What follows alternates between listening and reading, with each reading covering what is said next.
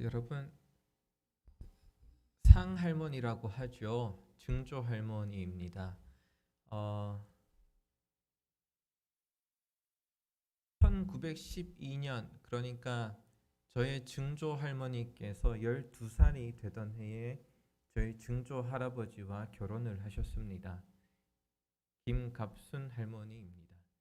제가 초등학교 3학년 그러니까 10여 세가 될 때에 90여 세의 일기로 하나님 곁으로 가셨는데 저희 가정의 저희 집안의 믿음의 시작입니다. 저희 증조모께서. 그래서 12살에 결혼을 하시고 저희 집안에 복음을 전하셨을 뿐만 아니라 봉화 그 시골 한 곳에 문촌교회를 증조모께서 세우셨고 그것이 백한 수십 년이 지난 교회이지요. 한국 교회사에 몇 없는 교회이기도 합니다. 증조모께서 살아계실 때에 그 목소리는 기억하지는 못하지만 얼굴은 참 많이 기억하는데 어린 저로서는 증조 할머니의 이 목에 처진 이 살이 참 인상적이었던 것 같아요. 그렇죠? 어른들 보면 여기 살이 쳐져서 여기 목 살이 생기잖아요. 그걸 제가 늘 만지면 이제 증조모께서는 늘 찬송을 불러주시거나 기도하셨던 게 생각이 납니다. 작년에 작고하신 저희 할머니의 경우에도 늘 어린 저를 등에 안고 내게 강 같은 평화를 불러주시고는 하셨습니다. 오늘 우리 가브리엘 찬양대의 권사님들의 찬양을 들으니까 문득 이미 다 돌아가신 저의 조상들이 생각이 납니다. 여러분 어른들이 하는 찬송에는 힘이 있습니다. 이 자리에 모인 대부분들이 교회의 어른들이신데 여러분 찬송하는 인생 되시기를 바랍니다.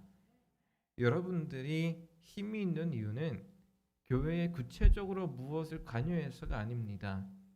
그 이전에 우리 어른들이 찬송하고 기도하는 것만으로도 엄청난 힘이 된다는 사실을 기억하십시오.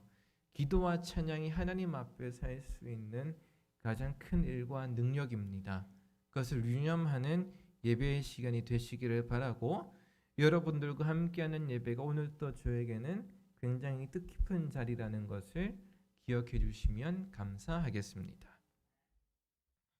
여러분 저는 가끔 생각을 해보면 굉장히 세속적인 사람 같다라는 생각을 합니다.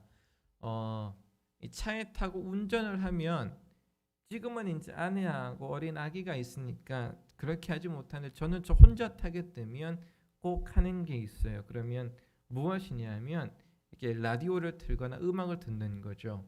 그러면 음악을 듣게 되면 큰 소리로 저 혼자 따라서 부르거나 하는데 제일 많이 하는 게 있습니다. 그것은 라디오를 듣는데 이 라디오를 그냥 트는 게 아니라 핸드폰에 있는 그 어플을 통해서 녹음된 방송을 들어요. 그런데 중요한 거는 다른 거 안 듣고 한 가지만 듣습니다. 그것은 무엇이냐? 그 전에 제가 뭘 들을 것 같습니까? 1번 극동방송, 2번 다른 거. 1번입니까? 2번입니까? 2번입니까? 1번입니까? 저는요. 여러분 우리 연세 있는 분들은 혹시 아실지 모르겠지만 컬투쇼를 듣습니다. 혹시 아세요? 우리 권사님들 중에 모르시는 분들 있으면 이제 유튜브 하실 수 있잖아요. 컬투쇼의 사연 소개 이런 거 들으면 참 재밌습니다. 한번 들어보십시오. 저는 컬투쇼의 이 사연 소개를 아주 좋아합니다. 그래서 이 팟캐스트에 올라온 이 전체 이 사연을 몇 년째 이게 반복된 거 이만큼 쌓인 거 있잖아요. 그래서 수도 없이 들었어요. 그래서 뭐가 있는지 다 알아요. 그런데도 들으면 웃겨요. 그런데 차에 타서 이제 어느 날 이렇게 운전을 하면서 가는데 한 사연이 귀에 쏙쏙 들어오는 겁니다. 그 사연을 제가 한번 읽어드릴게요. 이 사연의 제목은 아이의 편지라는 사연입니다. 한 초등학교에서 교생 실습을 마친 분이 이 컬투쇼에 사연을 보내서 소개된 건데 이런 거예요. 이 사연을 적은 사람이 하는 말입니다.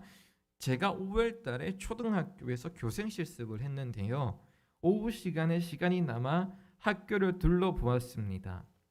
그런데 1학년 교실인가 부모님께 보낸 편지 여러 개가 게시판에 붙어 있었습니다. 그 중에 빵빵 터진 편지가 있어서 소개해 드릴게요. 컬투쇼에 그 김태균 씨와 정찬우 씨처럼 이렇게 읽지는 못하지만 아무튼 한번 들어보시고 편지 3개를 읽어 드릴 텐데 이 3개의 공통점이 무엇인지 한번 생각해 보십시오. 첫 번째 편지, 아이가 어머니한테 쓰는 편지입니다. 부모님께. 우리 어머니, 제가 매일 속상하게 하죠. 정말로 죄송해요. 제가 나중에 크면 부모님 바라는 거 다 해드릴게요. 언제 성공할지는 모르겠지만 이제 맨날 웃고 살아요. 제가 웃긴 거 있으면 잘 못 참고 먼저 웃어버려요. 맨날 누워있지 마시고 이제 달려봐요. 아이가 어머니께 하는 말이에요. 이제 축 찌그러져 있지 말고 웃으면서 살아가요. 아이가 어머니한테 찌그러져 있지 말라고 합니다. 자, 두 번째 편지입니다. 맨날 엄마 말도 안 듣고 맨날 혼나기만 해서 죄송해요. 저는 맨날 아빠와 엄마가 혼낸다고 죄송합니다. 제가요 웃기면 계속 웃어요. 자꾸 도망가서 죄송해요. 이제 그냥 몇 대만 맞으면 될 것을 매일 피하게 되네요. 아이의 말입니다. 세 번째 편지입니다. 부모님, 저 영주예요. 오랜만에 편지를 쓰네요. 엄마 아빠 몸 건강히 잘 관리하는지요? 그동안 반말을 까서 죄송해요. 하지만 어쩔 수가 없네요. 그건 그렇고 오래오래 사세요. 초등학교 1학년 아이들이 찌그러져 있지 말라, 그냥 몇 대만 맞으면 될 것을 반말을 까서 죄송합니다. 이런 말이 편지로 쓴 거예요. 그런데 여러분 어떤 단어, 뭐가 생각이 나세요? 뭐가 문제라고 생각이 나십니까? 이 컬투쇼에 지난주 이 두 사람이 했던 이야기가 있어요. 어린 아이들이 순수함 때문에 웃긴 건지 한편으로 보면 교육이 잘못되어 있다는 생각도 들고요. 분명히 부모님이, 아버지가 가족 중에 그런 말을 썼을 거예요. 여보, 왜 이렇게 찌그러져 있지만 말고 잘 좀 혀. 두 번째 아이 말도 부모님이 했던 말일 거예요. 그냥 와서 몇 대만 맞아. 이제 감이 잡히시나요? 아이들이 부모의 언어 습관을 그렇게 빨리 습득한다라는 겁니다. 아이들이 그 말이 옳고 그른지 아니면은 해야 되는 말인지 안 해야 되는 말인지 모르고 여과 없이 부모님을 닮아간다라는 거예요. 여러분, 아이는 아시겠지만 부모의 외모만 닮을 뿐만 아니라 부모가 가지고 있는 고유한 기질적 특징들도 닮습니다. 그런데 더 중요한 것은 부모가 가지고 있는 언어 습관과 행동도 닮습니다. 여러분, 제가 요즘 그걸 아주 실감하고 있습니다. 저와 제 아내는 안 그런 것 같은데 저희 딸아이가 의자에 앉혀놓고 밥을 먹으면 이제 11달 된 아이가 팔을 의자에 한쪽 걸쳐두고 다리 한쪽 올리고 자꾸 밥을 먹어요. 저희는 안 그런 것 같았는데 저희 보고 배운 거 아니겠습니까? 반성을 하고 있습니다. 아이들은 빨리 배워요. 그래서 제가 제 스스로 하는 말이기는 하지만 부모는 신중하게 행동을 할 필요가 있습니다. 여러분, 부모 역시 지치고 짜증나고 화가 나고 잘 안 되고 침울할 때도 있고 항상 어떻게 밝을 수 있겠습니까만, 그러나 짜증나고 이 불쾌한 감정들을 자녀에게 보이지 않고 부부가 서로 해소할 수 있는 방법을 찾는 것도 부모가 갖춰야 될 신중한 자세일 수 있습니다. 여러분, 경험이 되자마자 급격하게 아이에게 영향을 미치는 것 때문에 부모가 어린 자녀들을 대할 때 가장 신중하게 다루어야 될 것은 스마트폰입니다. 여러분, 우리 어른들이 이제 자기의 손주들을 대할 때 스마트폰을 참 쉽게 보여줍니다. 그리고 그 엄마 아빠에게 아유, 그 정도는 괜찮아, 뭐 애들이 뭘 알겠어 하지만 안 됩니다, 여러분. 왜냐하면 이 스마트폰에서 나오는 이 빛이 아이들의 시각 능력에, 이게 보는 눈의 능력에 아주 지대한 영향을 미칩니다. 눈에 매우 안 좋다라는 뜻입니다. 그리고 스마트폰이 가지고 있는 중독성이 아이들이 자라나는 데 필요한 다양한 경험들을 체득하는 것에 부정적 영향을 미칩니다. 아이들이 나무의 푸른 잎사귀를 만져야 되고 이 장난감을 만지면서 촉감을 알아야 되고 음식의 냄새와 맛도 이 만지면서 충분히 느껴야 되고 뛰고 막 움직이면서 땀을 내야 되는데 그래서 몸과 정서의 발달은 필요한 것들을 배워야 되는데 이 스마트폰만 들고 있으면 그 많은 다양한 경험에서 아이가 차단이 됩니다. 그 자리에 앉아서 이것만 보고 있기 때문에 그래요. 그래서 다시 제 아이를 이야기해서 죄송하지만 제 아이가 다른 거 만지다가 문득 엄마 아빠의 스마트폰을 만지면 굉장히 옹알이를 하면서 좋아해요. 그래서 경각심을 가지고 아이에게 보여주지 않으려고 노력하고 있어요. 이 스마트폰이 아이가 경험해야 할 여러 세상으로부터 아이를 차단하기 때문에 필연적으로 스마트폰은 아이에게 굉장히 폭력적인 도구가 됩니다. 스마트폰이 아이를 때리거나 하는 건 아니지만 그러나 이 폭력으로부터 다른 세계가 경험되지 않기 때문에 스마트폰은 멀리해야 됩니다. 그래서 2살 미만의 아이들에게는 스마트폰을 보여주지 않는 것이 원칙이라고 전문가들은 이야기합니다. 그런데 그 2살이라는 것은 아주 최소한이지 될수록 가급적이면 보여주지 않는 것이 아주 최선입니다. 여러분, 오늘 성경에는 신중하지 못했던 사람이 등장합니다. 가인의 자손입니다. 신중하지 못한 삶의 자세로 자기의 분을 이기지 못하고 자기 동생을 죽인 가인. 그 가인을 자녀들은 닮아갔습니다. 그리고 그 결과 6대 손인 누가 등장합니까? 오늘 본문에 라멕이 등장을 합니다. 여러분, 오늘 본문은 창세기 4장입니다. 그리고 5장, 6장, 7장 읽어가다 보면 우리가 너무나도 잘 알고 있는 하나가 등장하는데 그게 무엇이냐면 바벨탑 이야기입니다. 그러면 바벨탑을 높이 쌓았다라고 하는 것은 무엇을 의미합니까? 성경에는 그것이 하나님께 대항하는 것이라고만 소개를 하지만 그냥 인간적으로 생각을 해보게 되면 이 탑을 높이 쌓았던 것은 건축술이 발달했다는 것을 의미하죠. 이 건물을 높이 쌓을 수 있다라는 것은 굉장히 기술이 발전해 있다라는 사실입니다. 그러니까 기술이 집약적으로 전반적으로 사회가 발전이 되어 있어야 고층 건물을 올릴 수가 있습니다. 문명이 발전해 있다라는 거예요. 이 문명의 발전은 사람에게 무척 편리하죠. 제한된 공간을 활용해서 더 많은 사람들이 거주할 수가 있게 되고 사람이 모이면 모일수록 사람 서로 간에 필요한 재화와 물건들을 아주 쉽게 구할 수가 있습니다.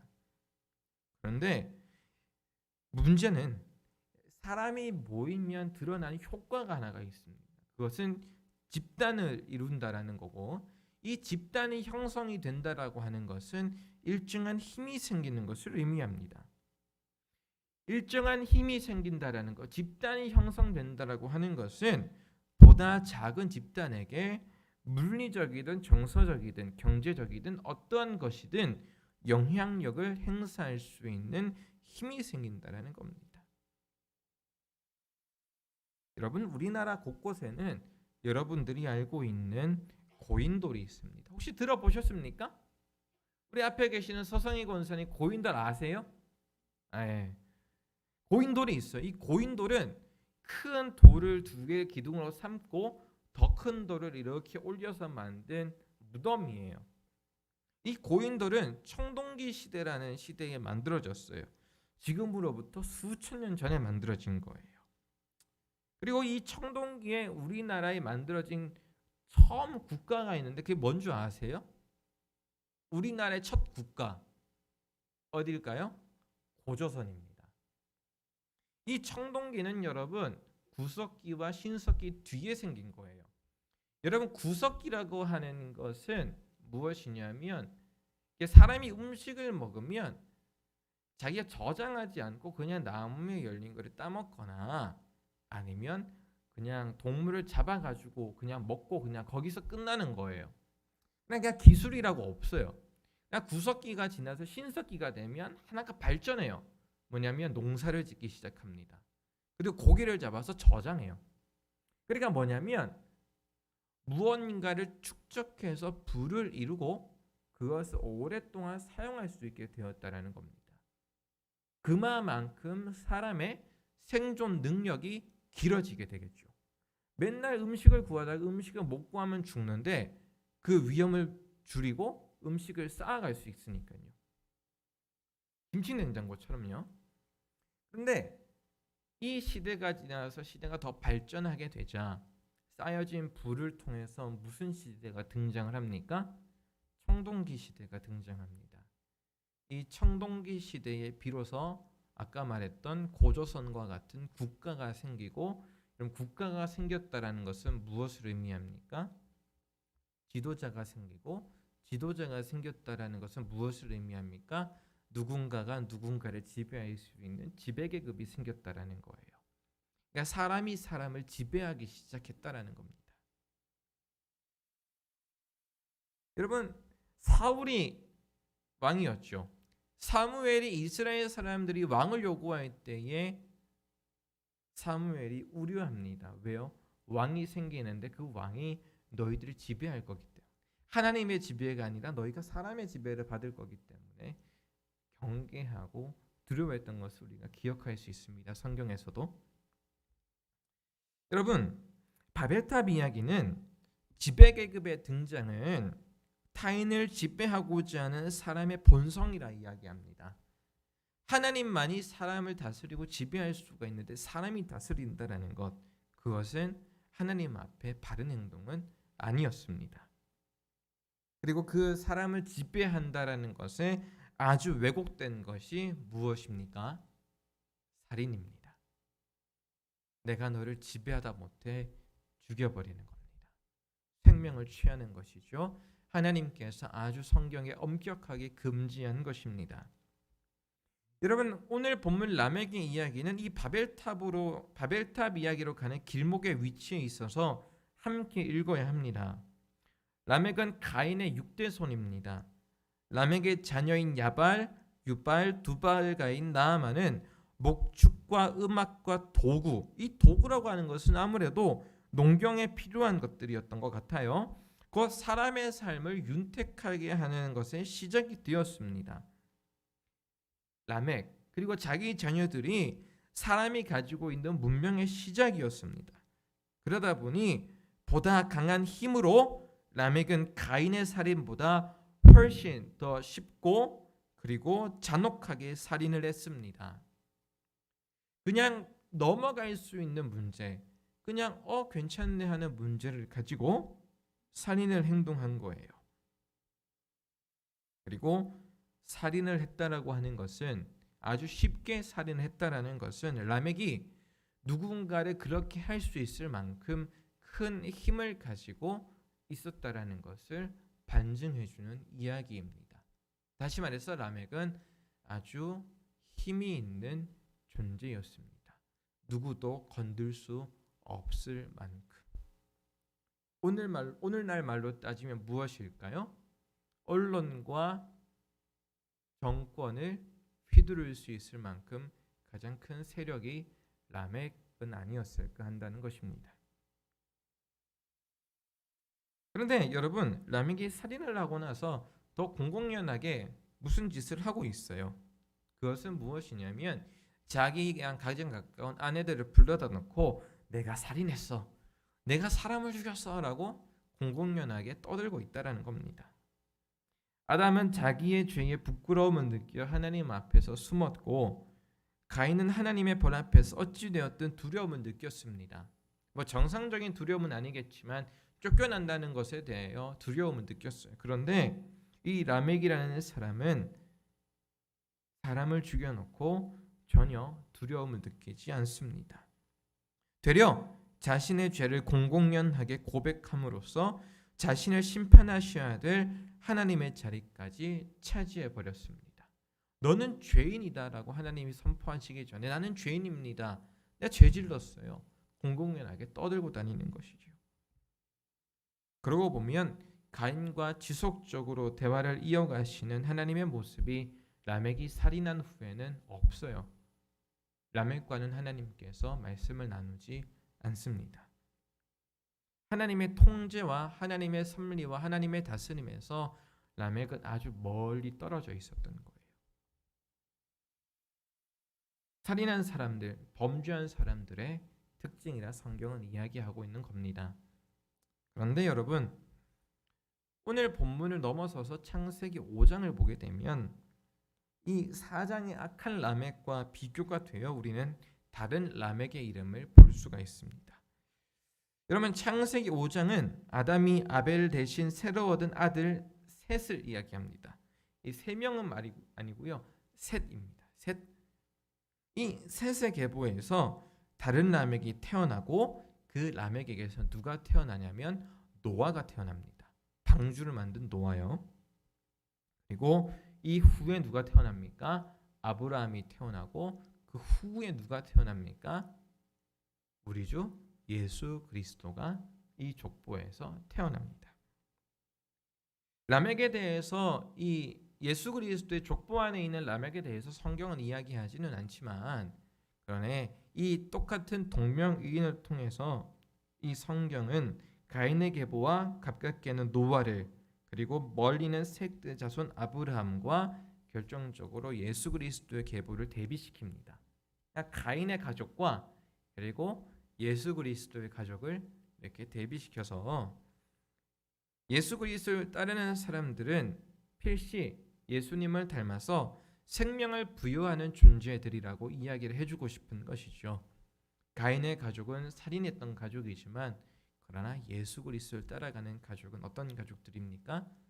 생명을 부여하는 사람들입니다. 이 생명을 부여하는 것에 대해서 창세기는 이렇게 이야기를 합니다.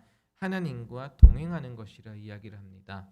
그것이 어디에 기록이 되어 있냐면 여러 군데 기록이 되어 있겠지만 이 셋의 족보 안에 있는 에녹의 이야기입니다. 에녹이 하나님과 동행하였더니, 그러니까 이 족보 안에서 흘러가는 기후는 하나님과 동행하는 족보였음을 우리가 짐작할 수가 있습니다. 고민을 했습니다. 이 생명이 무엇일까? 하나님과 동행한다라는 게 뭘까? 고민을 하다가 머리가 아팠어요. 어떻게 설명을 해야 될까 하다가 문득 교육자실에서 이게 머리를 들어보니까 이쪽 한 벽면에 우리 교회 달력이 보였어요. 퀴즈. 7월달 상일교회 달력의 주제는 이 위에 초록색 글씨로 뭐라 적혀 있을까요?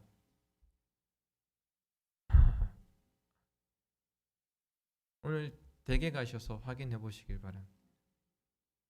이 7월달 달력, 우리 교회 달력 이쪽에 보게 되면 화평이라고 적혀 있습니다. 그렇죠. 여러분, 살인의 정반대말로 여러분 화평 혹은 화목이라는 단어를 우리가 생각해 보면 어떨까 합니다. 여러분, 고린도후서 5장 16절에서 20절을 보게 되면 이렇게 나와 있어요. 너무 기니까 길어도 다 읽어보겠습니다. 그러므로 우리가 이제부터는 어떤 사람도 육신을 따라 알지 아니하노라. 비록 우리가 그리스도도 육신을 따랐으나 이제부터는 그같이 알지 아니하노라. 그러문즉 누구든지 그리스도 안에 있으면 새로운 피조물이라. 이전 것은 지나갔으니 보라 새 것이 되었도다. 모든 것이 하나님께로서 났으며 그가 그리스도로 말미암아 우리를 자기와 화목하게 하시고 또 우리에게 화목하게 하는 직분을 주셨으니 곧 하나님께서 그리스도 안에 계시사 세상을 자기와 화목하게 하시며 그들의 죄를 그들에게 돌리지 아니하시고 화목하게 하는 말씀을 우리에게 부탁하셨느니라. 그러므로 우리가 그리스도를 대신하여 사신이 되어 하나님이 우리를 통하여 너희를 권면하시는 것 같이 그리스도를 대신하여 간청하노니 너희는 하나님과 화목하라. 여러분, 하나님과 화목하랍니다. 그리고 하나님께서 우리에게 화목하게 하는 직분을 주셨습니다.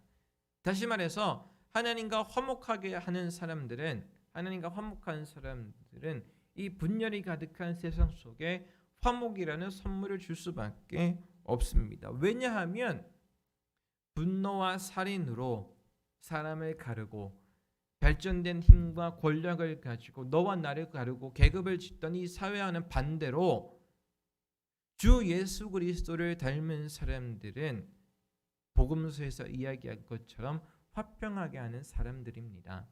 왜냐하면 에베소서 2장 14절에 이렇게 기록이 되어 있지요. 그는 우리의 화평이신지라 원수된 것 둘인 것을 하나로 만드사 자기 육체로. 여러분, 생명은 화목입니다. 여러분, 집안에서 늘 싸우고 갈라진다라면 여러분 집에 들어가고 싶으시겠습니까? 그렇지 않죠. 그러나 세상 사는 것 힘들더라도 함께 웃을 수 있는 가족이 단칸방에서 산다 하면 그 가정은 들어가고 싶은 가정이 됩니다. 여러분, 주님께서는 가인의 족보와 반대되어서 우리에게 화목함을 전하고 싶어 하십니다. 상해교회를 향하여서 화평한 교회가 되기를 하나님께서는 원하고 계신다라는 말입니다. 가인을 닮아서 끊임없이 분열과 세상 속에 전쟁을 일삼고 죽음을 일삼았던 사람들, 그 사람들과는 반대로 주 예수 그리스도를 따라가는 상해교회의 주님이 바라시는 것은 서로 화목한 것입니다. 따라서 교회는 싸우는 자리가 아닙니다.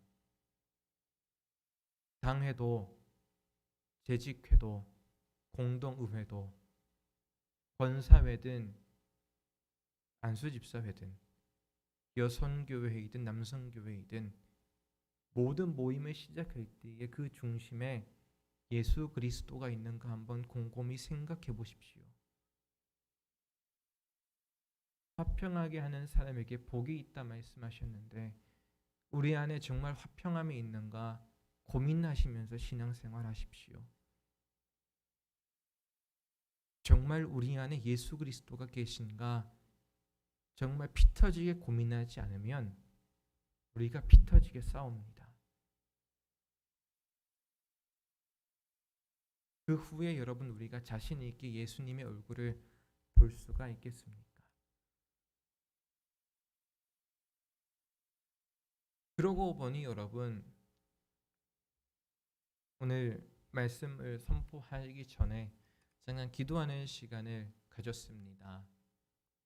불 꺼진 본당이었어요. 예배가 시작하기 전에 불 꺼진 본당 안에서 하나님 화평을 이야기해야 되는데 하나님 참 부끄럽습니다. 제가 그렇게 살고 있지 못했습니다. 하나님 내 입술과 내 마음이 먼저 범죄했는데 내가 이 자리에 어떻게 설 수 있겠습니까? 저부터 잘해야 되겠습니다. 하나님. 부끄러웠는데 어떡합니까? 정해진 본문이 이것인데. 여러분 우리 예수님을 조금 더 고민합시다. 지나간 과거에 우리가 어떻게 했는지는 그다지 중요하지 않습니다. 지나간 것은 그냥 지나간 대로 두어야 됩니다. 그런데 주님이 요구하시는 것은 지난 날에 무엇을 했는지가 아니라 오늘 네가 예수 그리스도를 얼마나 고민하고 너희가 살아가는 삶의 현장에 얼마나 예수님을 현존하시는가입니다. 우리의 눈에, 우리의 입술에, 우리가 모이는 자리에 거룩하신 주님이 세운 공교회의 모습이 있는가? 여러분 한번 진지하게 한번 생각해 봅시다. 만약에 있다면 하나님께 감사할 일이요. 없다면 울며 회개할 일입니다. 여러분, 주님이 우리에게 평안을 더하시기를 구합니다. 주님이 한국교회를 도우시기를 바랍니다. 주님이 우리 상일교회를 도우시기를 바랍니다. 따라서 여러분 부디 화평하십시오. 저도 저의 마음과 입술을 더 지켜야 할 것이고 여러분들도 주 앞에서 행동해야 될 것입니다. 하나님은 은혜와 평강의 하나님이시지만 그러나 그분의 본성은 하나님입니다. 두려우신 분입니다. 저도 그렇고 여러분들도 그렇고 하나님을 두려워합시다. 가인의 가족이 아니라 우리의 근본은 어디에 있습니까? 우리를 자신의 생기로 창조하신 하나님이 우리의 근본이십니다. 여러분, 우리 다음 세대에 무엇을 남기시겠습니까? 아까 우리 가브리엘 찬양 때 우리 권사님들 찬양 부르지 말했잖아요. 지나간 어른들의 기도와 찬송 소리는 여러분 사라지지 않습니다. 결코 사라지지 않습니다. 그래서 사랑하는 상일교회에 계시는 모든 분들은 공예배의 귀함을 알고 빠지지 마십시오. 기도의 중요함을 알고 쉬지 않고 기도하십시오. 찬송의 중요함을 알고 입술에서 찬송을 떠나게 하지 마십시오. 말씀의 중요함을 알고 날마다 가슴에 새기기 위해 몸부림치십시오.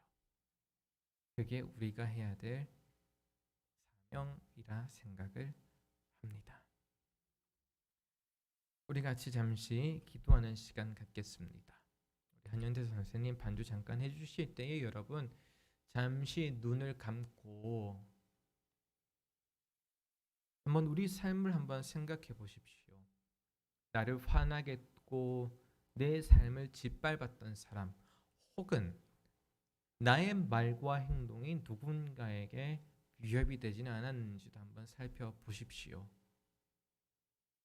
하나님께서 우리 상일교회에 무엇을 원하시고 베푸시기를 원하시는가 곰곰이 묵상해 보십시오. 주님께서는 십자가의 지심으로 분리된 것, 원수된 것을 하나로 합치셨는데 우리는 갈수록 분열을 하며 다투지는 않았는가 회개하십시오. 그리고 마지막에는 하나님의 도우심을 구하십시오.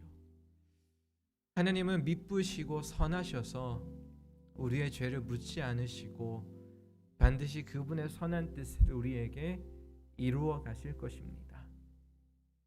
더불어 여러분이 사랑하는 가족들과 이웃들의 건강과 삶과 미래를 두고도 기도하십시오. 여러분의 가족이, 여러분의 교회가, 여러분의 이웃이 살아야 우리도 살 수 있습니다. 우리 함께 잠잠하게 주 앞에 기도해 봅시다. 우리 이 시간에 통성으로는 아니지만 주님 한번 크게 내뱉으면서 기도해 볼까요? 주님, 하나님,